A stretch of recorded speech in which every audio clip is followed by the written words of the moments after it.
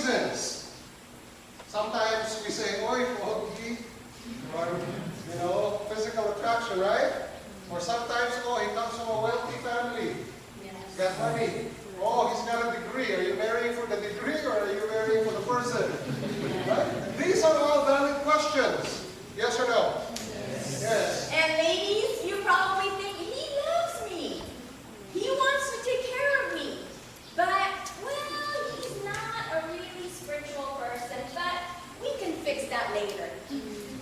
Don't ever think you can fix someone. No, it doesn't work like that. If the person is not fixed now, you can't fix him. Okay.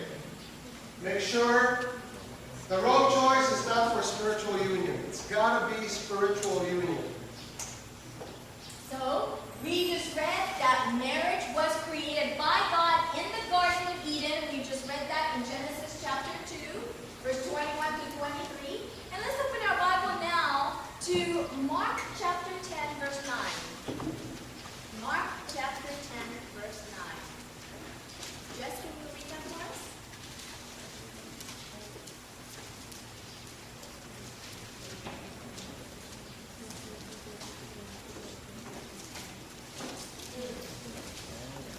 Mark 10, verse 9 says, "What therefore God has joined together, let not man put asunder." So who is the one that needs to join the two people together? God. Why should it be God? Instead of us, instead of our parents, instead of our friends, why should it be God?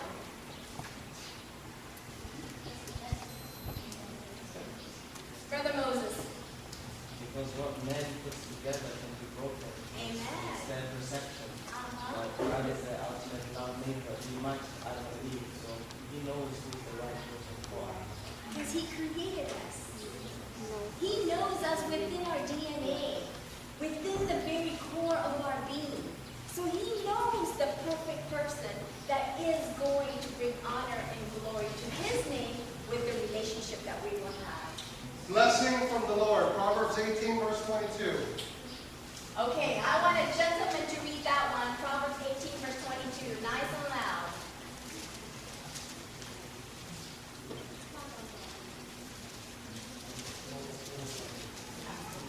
So, come on, gentlemen. Those who findeth a wife findeth a good thing, and obtaineth favor from the Lord.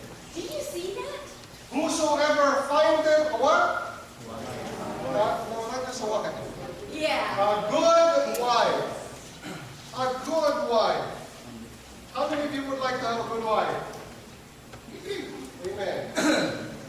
Well, it is a gift from God. When you do find a lifetime partner that is going to make your life harmonious. God's purpose for the marriage is a spiritual relationship, not just a physical one. So it's important to have a physical attraction, but that should not be the only basis of the relationship. You gotta have chemistry too, right? Not just biology. Chemistry. All right. Let's go to God's guide in making the right choice. So God has a specific guideline for all of you young people to follow, and please take notes of these guidelines so that you will make the right choice. First one, am I called to the ministry of having a family? Not everyone is called to be married. Let's get that straight now. However, there's some of us, some of you, that are called to be married because it gets lonely out at the mission field. You guys agree? Yes. Self-examination. We have to look at ourselves. Do I meet the qualifications physically, mentally, emotionally, and spiritually for marriage? Is that important? We need to look at ourselves and say, am I ready for this? Because marriage, let me tell you, will reveal your character. Yes. And your character take to heaven, plus souls. Okay? What do I mean by that? You will find out how selfish you are when you get married. And you have, or spend time with someone, or in courtship.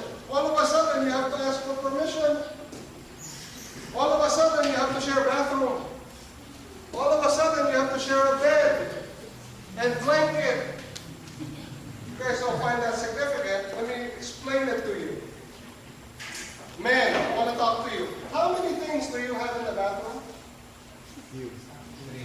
Two. He says two, maybe a toothbrush, shampoo. If there's no shampoo, you use the soap, right?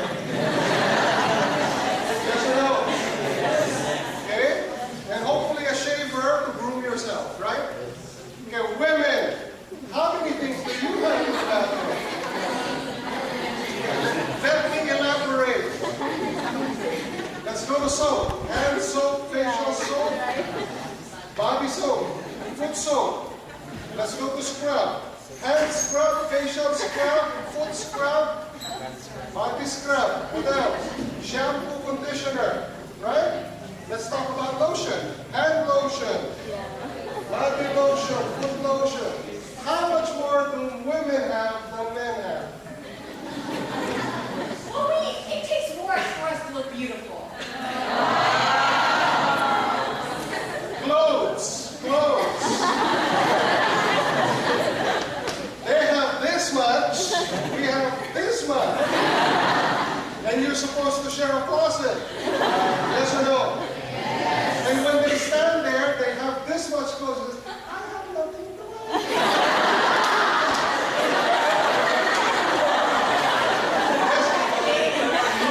Yes or no?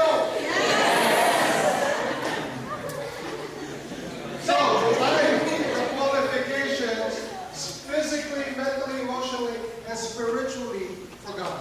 So for this session of our talk is for us to do our self-examination. Not for the other person, but to take a look at ourselves. Am I ready? So this is the first question we have to ask ourselves first.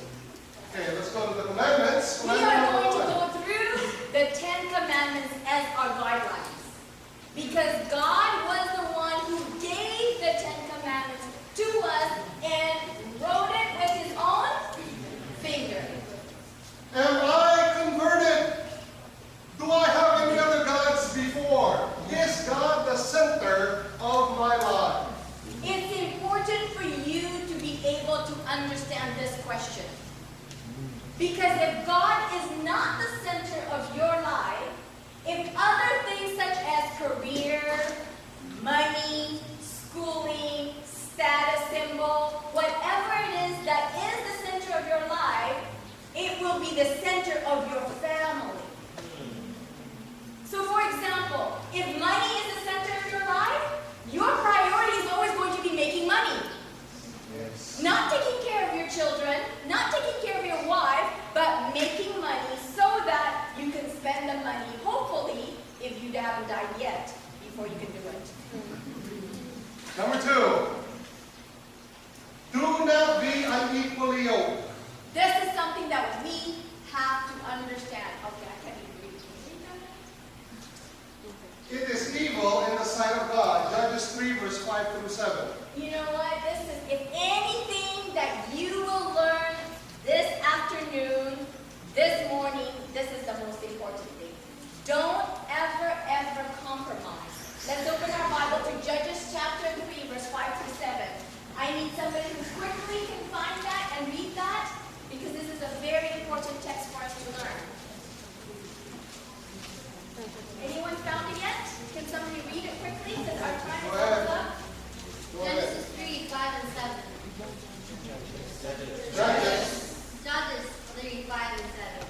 Thus the children of Israel dwelt among the Canaanites, the Hittites, the Amorites, the Perizzites, and the Hivites, and the Jebusites, and they took their daughters to be their wives and gave their daughters to their sons, and they served their gods. Okay, so you know all these tithes? You know, the Bible was tithes. These are the enemies of Israel. These are the ones who do not worship the true God.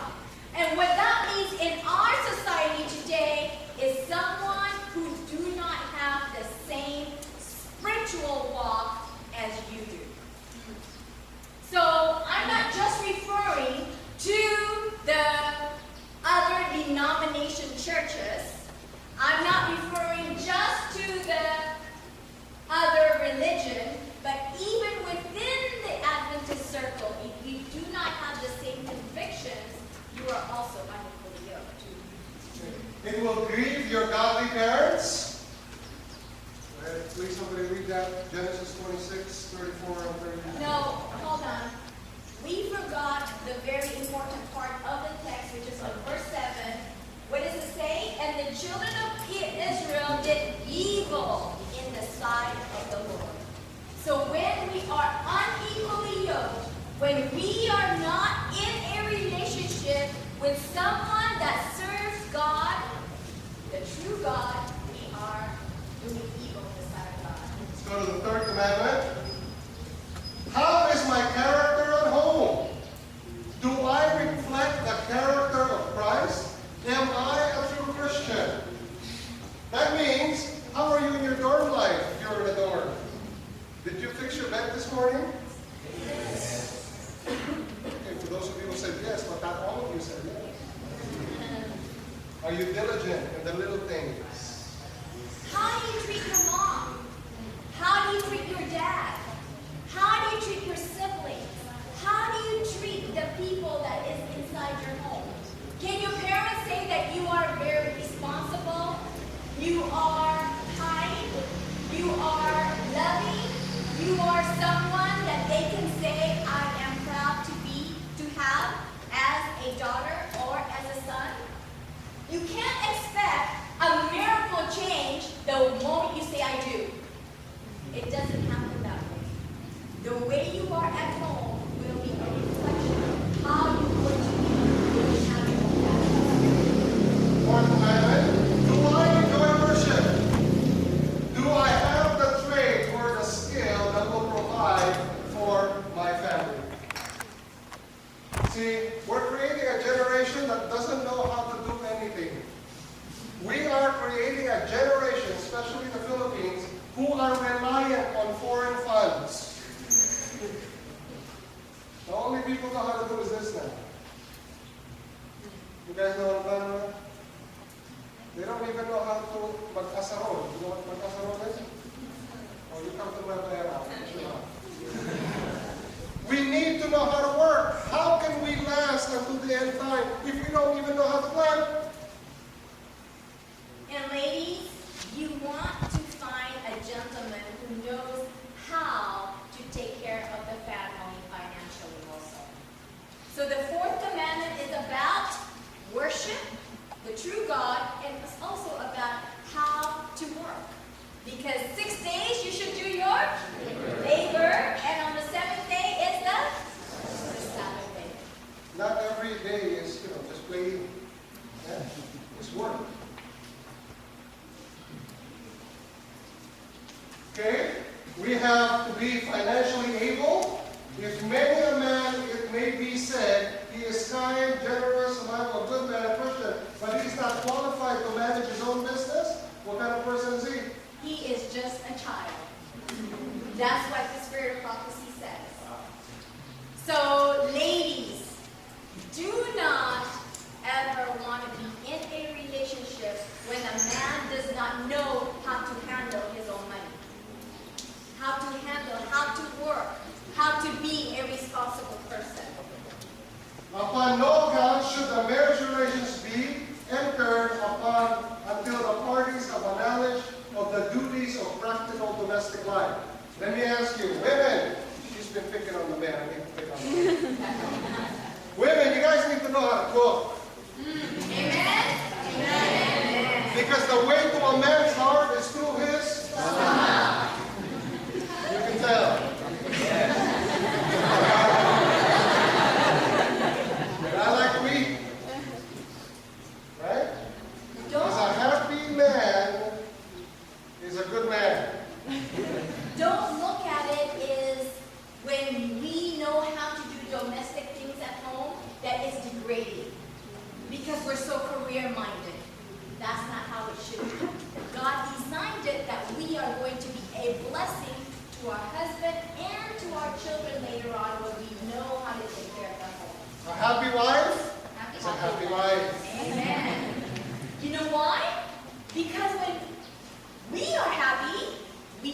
care of other people. Fifth commandment. If you are blessed with God-fearing parents, seek counsel from them. God wants us to have a close relationship with our parents. Have your parents involved in a relationship that you are going to have because they know you and they want the best for you. It is the only commandment that is a promise, that thy days may be long upon the land. Right? So you need to ask yourself, how do I treat my parents? Do I treat my parents with respect? Because if you treat your parents with respect, men, if you treat your mom with the utmost respect, you will treat your wife with the utmost respect. Sixth commandment. Hold on, ladies. If you treat your dad with honor, you will treat your husband with honor. And that's also when you're in courtship.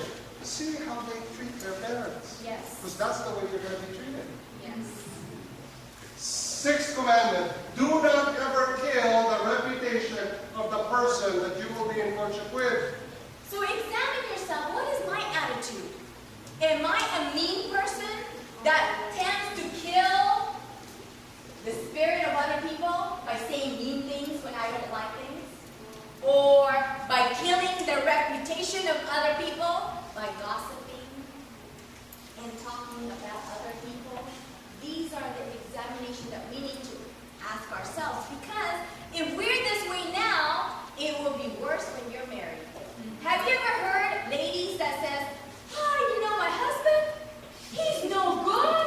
He does this. He does that." Who is she killing? The reputation of her own husband. Think about a flower.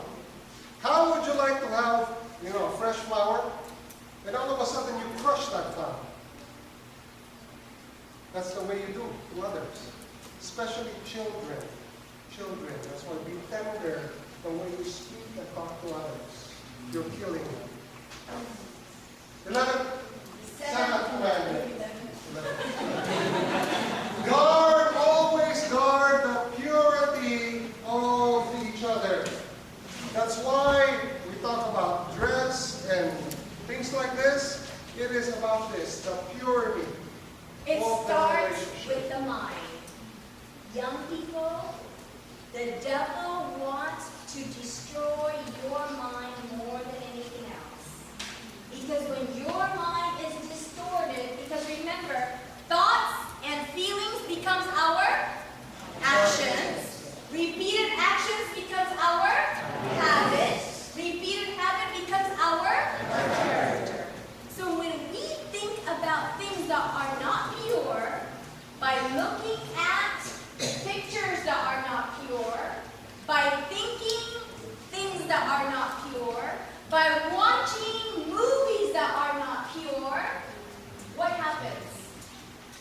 Your actions will not be pure. It will contaminate the marriage relationship later on. And I know Satan does not attack just the men, Satan attacks the women also. So we need to be fully on guard with the purity. Thou shalt not steal is the 8th commandment. Don't steal each other's time, dignity, power, self-respect, love, encouragement, and patience. How do you do that? You can do that being dominating. I want you to spend all your time with me. I want you to do all these things for me. How is your attitude towards other people? Do you respect their time? Do you respect their space? Or are you me, me, me? I want you to serve me. I want you to do things for me. We've figured this out because we've been doing a lot of counseling. A person who likes to control others does not have self-control. Well, think about that. That's very deep. We'll contemplate on it and we'll discuss it later. 9th commandment, don't lie. Don't be someone that you're not, just so that you can look good for the opposite sex. Yes? Be yourself. And the 10th commandment, thou shalt not covet. True source of joy and happiness is a relationship with God. That's your true source. There's nothing else but that. God is the only one who can give you joy, who can give you happiness, not other people. Do not look at others on things to fulfill your joy. A lot of people tend to be needy. They need a partner. They need someone. That's why they change their boyfriends or girlfriends just like they do their shirts. Right? They need. Do not covet. You know, my son, he is in a boarding school right now, and the boys were talking among themselves, and one guy says, I've been with 8 girls. And then, you know, all the guys were like, oh, really? And my son's like, My son stood up and said, did you just hear what you said? he said, you just opened up to us how you are incompatible with 8 different girls. And if I were you, I would not be proud of that. Right? You don't want just to be with a girl just for the sake of being with a girl. Or being with a man just because you felt that you are wanted. Now watch that box. Many people think that marriage is full of things. But in reality, marriage is just an empty box. It is something that we have to put in. If you want to have a fulfilling future, you have to have God as the center of your marriage.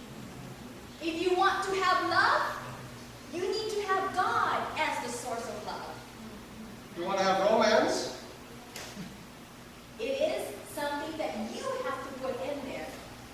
Happiness? Friendship? Intimacy? And companionship. See, many people think that you get this in a package the moment you say I do. Immediately, there's a key to all of these things. But in reality, it is not. It's what you put in it that will create the marriage in your life. And the only source of all of these good things is just God. Because we cannot create it within ourselves. We are very self-centered. We're very selfish. Only God can give us all of these wonderful things that we can have in a marriage. So in conclusion, God's purpose for marriage is to experience a little heaven here on earth. How many of you would like to experience that? Come back to our next lecture in a few minutes. I don't know when. They'll tell me. And we will continue on until we answer the question of courtship and marriage. And so the question that we're going to ask next is, how do I find that perfect person for my life? So that's what we're going to answer in the next session. Okay, let's pray. Before we do that, Yeah, let's stand up.